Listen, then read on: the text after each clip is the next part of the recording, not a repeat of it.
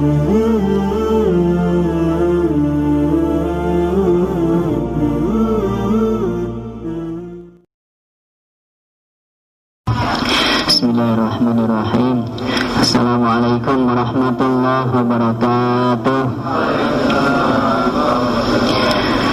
Alhamdulillahi rabbil alamin, wa bihi nasta'inu ala umuri dunya waddin. Allahumma salli wa sallim wa barik wa karim wa azim ala habibina wa syafi'ina wa qurrati a'yunina sayyidina wa maulana Muhammadin wa ala alihi wa ashabihi wa man tabi'ahu wa nasarahu ila yaumiddin. Subhanaka la ilma lana illa ma 'allamtana innaka antal alimul hakim. Wa bizidna ilma wa rizqna fahma wa biyassir wa la tu'assir wa bitammim bil khair. Rabbana iftah bainana wa baina qawmina bil haqq wa anta khairul fatihin. Rabbi ja'al hadhil qaryata qaryatan aminatan mutmainnah warzuq ahlaha minas samarati man amana minhum billahi wal yawmil akhir. Amin ya rabbal alamin. Yang sama-sama saya hormati Mas Awan selaku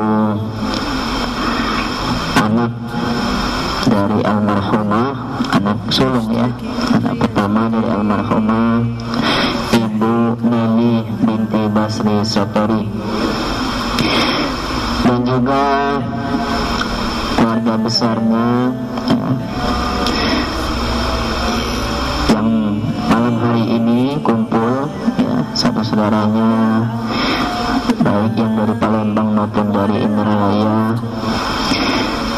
tokoh masyarakat, tokoh agama yang besar tidak disebut gelarnya, yang kecil tidak disebut namanya. Mudah-mudahan tidak mengurangi rasa hormat saya kepada bapak, ibu-ibu semuanya.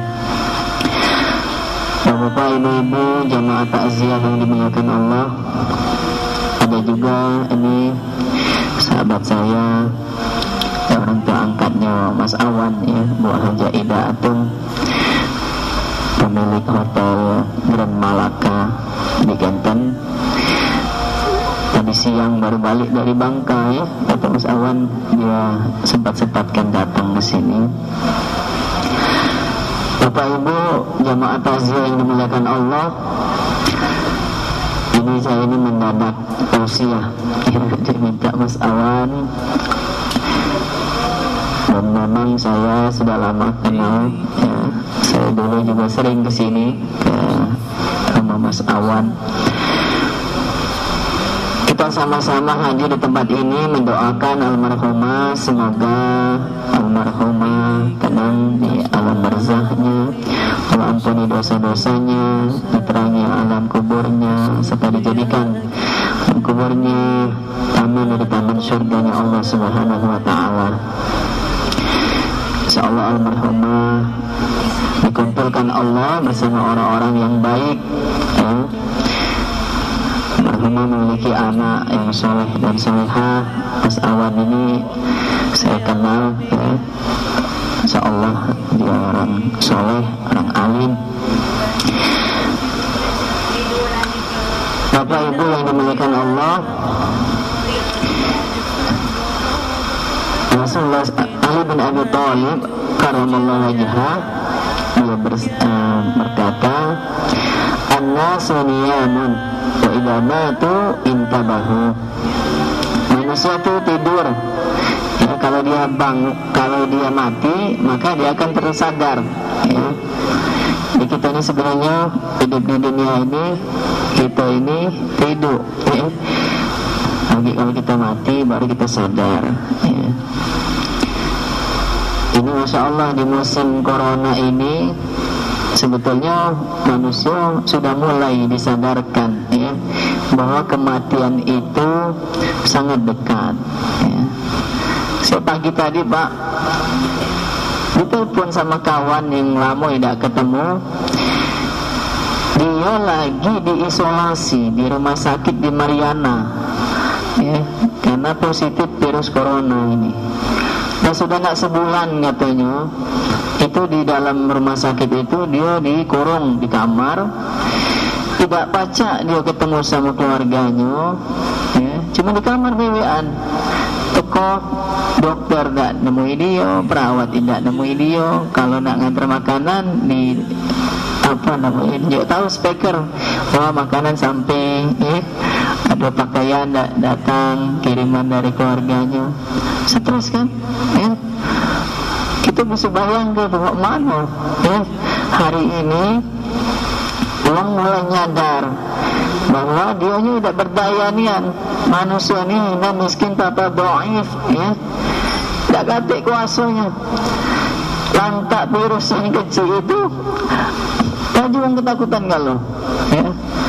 Pemerintah gua semalakama dia tahan uang ini lockdown, karantina, tidak bisa kemana-mana, uang mati kelaparan, ya. Tapi kalau dibebas ke normal katanya, ya, uang mati kena corona, ya, insyaallah, ya. Jadi yang bisa hidup di masa sekarang ini uang yang katanya apa? Manusia yang kuat fisiknya, imannya, ya, itu mana, ya, insyaallah. Jadi kita kembalikan segala urusan ini kepada Allah Subhanahu wa taala. Bapak yang dimuliakan Allah, satu waktu Imam Ali bin Abi Thalib dia pulang dari Siffin, melewati pemakaman TPU, dia berhenti sejenak bersama sahabat-sahabatnya. Lalu dia berkata di hadapan pemakaman itu, Assalamualaikum ya ahlal kubur, inna insyaallah bikum lahiqun, nas'alullah li wa lakumul afiyah. Wahai penghuni kubur, ketahuilah bahwa harta benda kalian sudah dibagi-bagikan, rumah kalian sudah ditempati oleh orang lain, istri suami kalian sudah kawin lagi. Ini kabar dari kami, bagaimana kabar dari kalian? Lalu Imam Ali dia menoleh kepada sahabat-sahabatnya, Nabi berkata, demi Allah, sekiranya penduduk kubur itu dia mampu menjawab, maka mereka akan menjawab bahwa bekal yang terbaik adalah takwa kepada Allah Subhanahu wa taala. Tazawwadu fa inna khairaz zadi at-taqwa. Berbekallah kamu masa hidup ini, dan sebaik-baik bekal adalah takwa kepada Allah Subhanahu wa taala. Nah, jadi kita ini mumpung ada kesempatan, ya. Makanya sebetulnya hidup dan mati ini bedanya tipisnya. Kalau kita doa, ya, khatam Quran itu, Allahumma ja'alil hayata ziyadatan lana min kulli khair. Ya Allah, jadikanlah kami, hidup kami ini sebagai penambah, ziyadatan lana fi kulli khair, menambah kebaikan. Jadi kita bisa berbuat kebaikan demi kebaikan dalam masa hidup ini. Wa ja'alil mauta rahatan lana min kulli syarr. Dan jadikanlah kematian kami istirahat kami dari perbuatan kejahatan. Jadi kalau kita mati, berarti kita istirahat, tidak lagi berbuat jahat, ya. Tidak dapat lagi peluang kita, ya, nak berbuat yang iba-iba. Jadi hidup dan mati ini pecah tidur dan bangun, ya. Tidur itu kan mati sesungguhnya, ya. Makanya kalau nak tidur kita baca doa Bismika Allahumma ahya wa bismika amut. Ya Allah, dengan menyebut namamu aku hidup, dan dengan menyebut namamu aku mati. Lagi pas bangun baca doa lagi, Alhamdulillah Alladzi ahyana ba'dama amatana wa ilaikan nusyur. Ya Allah, alhamdulillah Engkau sudah menghidupkan aku setelah semalaman aku dimatikan, ya. Bapak Ibu yang dimuliakan Allah, kalau yang sudah meninggal, insya Allah, ya, kalau dia orang baik, orang soleh, orang soleha, maka kuburannya itu ya seperti apa? Taman dari taman surga. Dan pecah, kalau kata orang sufi, kematian itu pecah uang tidur. Uang tidur itu kalau dia sebelum tidurnya dia ya mengalami masa-masa yang indah, ya dia ke tempat wisata, ke pantai. Nah, pas dia tidur mimpi yang indah, dia akan senang dalam tidurnya, ya. Nah, sebaliknya kalau dia pas lagi dia bangun, ya, dia berbuat jahat, kemudian dikejar-kejar orang, dia seperti rasa takut, gelisah, ya, dia merasakan ketakutan, kecemasan, maka pas tidur dia mimpi buruk, ya. Jadi sebetulnya pengalaman hidup dan mati, ya, mati ini kan misteri, ya, kati uang yang pernah ngalami, ya. Tapi kalau dari cerita-cerita para sufi, ya, kenapa orang-orang yang baik dia warju liqa rabbi, dia berharap berjumpa dengan Tuhannya, ya. Gak galak dia nak lama-lama hidup di dunia ini. Kenapa pengen cepat-cepat berjumpa dengan Allah Subhanahu wa Ta'ala, ya. Makanya orang-orang yang dia sudah tahu bahwa kehidupan sesungguhnya itu adalah, ya, kehidupan di sana, di negeri akhirat. Nah, akhirat dengan dunia bedanya cuma tipis juga, ya. Kalau dunia hari ini dan di sini, kalau akhirat hari esok dan di sana, ya. Jadi kalau orang yang cerdas adalah dia ngumpul ke hari ini dan di sini bekal sebanyak-banyaknya untuk dia senang di sana dan hari esok, ya. Jadi tidak orang beriman itu untuk kesenangan sesaat, ya, tidak berladas-ladas hidup di dunia ini, tidak. Kenapa? Masanya singkat, makanya dia cepat, mesti gancang, ya.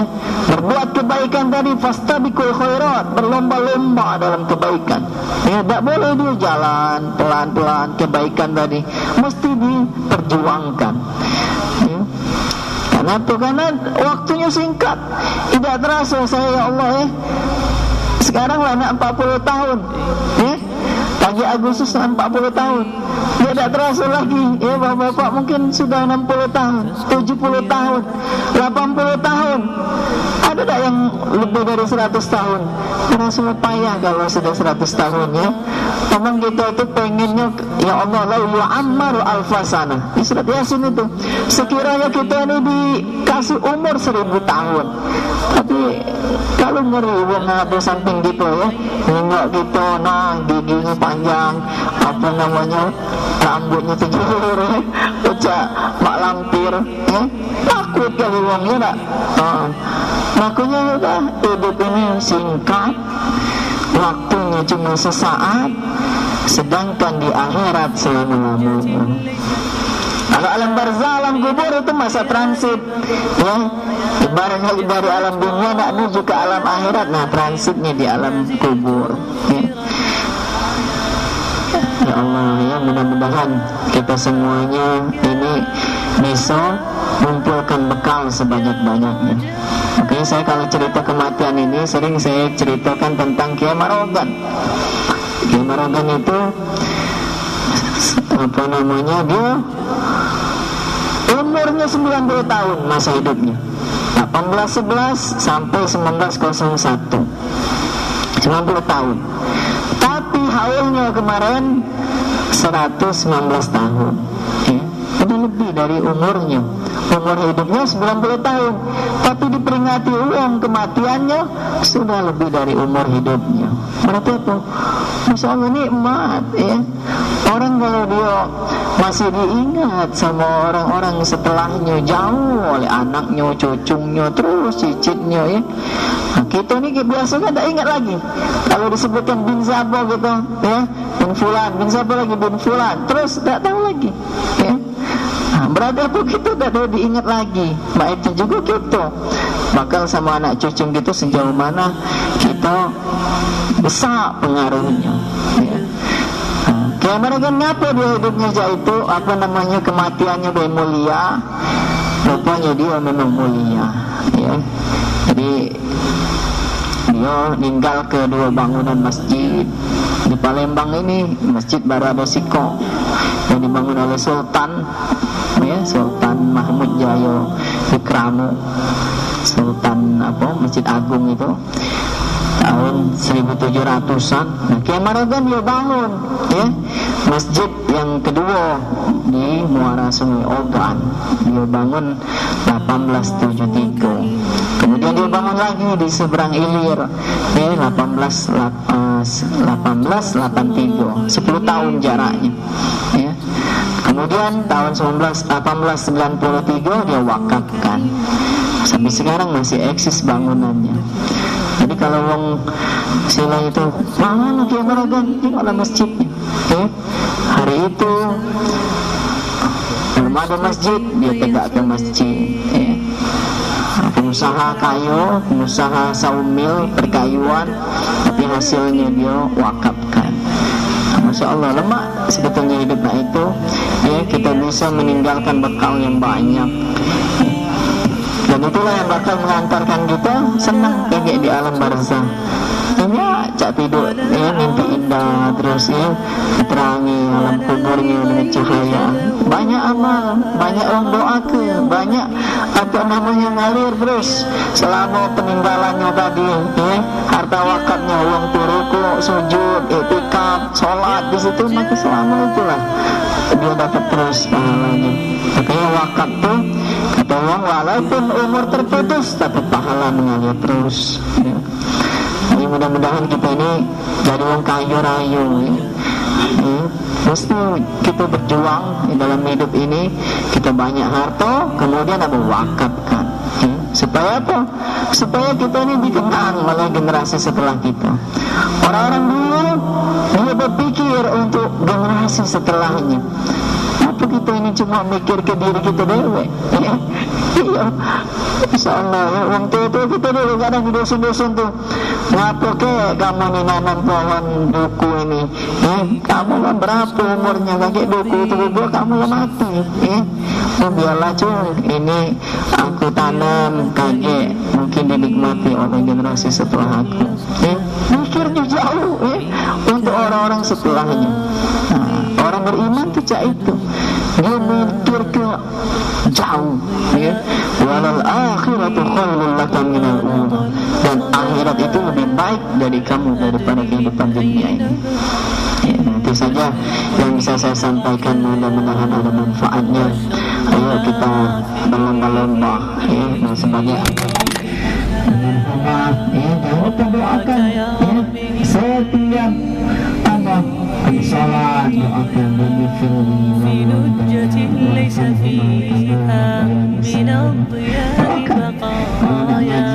جفت وغاضت ولكن ما زلت أشجي رجايا Tapi putus hubungan antara anak sama orang tua itu terus nyambung, ya. Tapi juga kalau kita doakan orang tua kita, maka kalau kita doakan minta ampunan, maka dirikan diampuni.